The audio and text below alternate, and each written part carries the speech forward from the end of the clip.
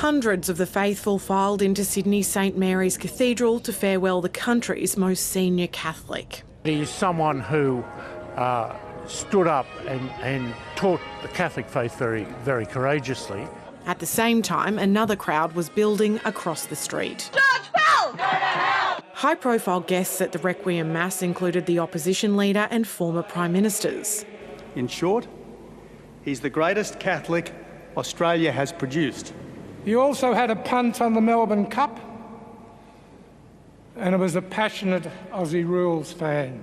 Outside, Catholic mourners braved the midday sun. As hundreds watched on, Sydney Archbishop Anthony Fisher remembered George Pell as a great churchman who made it all the way from Ballarat to the Vatican and made an invaluable contribution to the Catholic Church in Australia. Eulogies referenced his 400 days of imprisonment for historical child sex abuse convictions, which were later quashed by the High Court. He was made a scapegoat for the Church itself.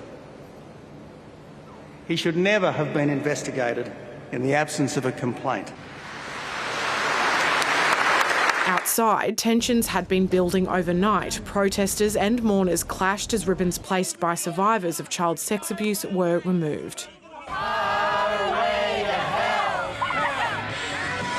This morning, police lined the street to separate the two groups, but anger erupted when they crossed paths. Is it hard for you just to move about?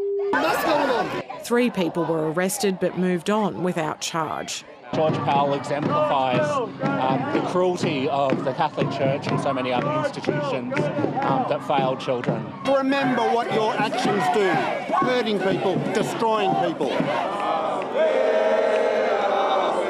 There was another procession down College Street as the Cardinal's casket was taken to the crypt for burial. Kathleen Calderwood, ABC News, Sydney.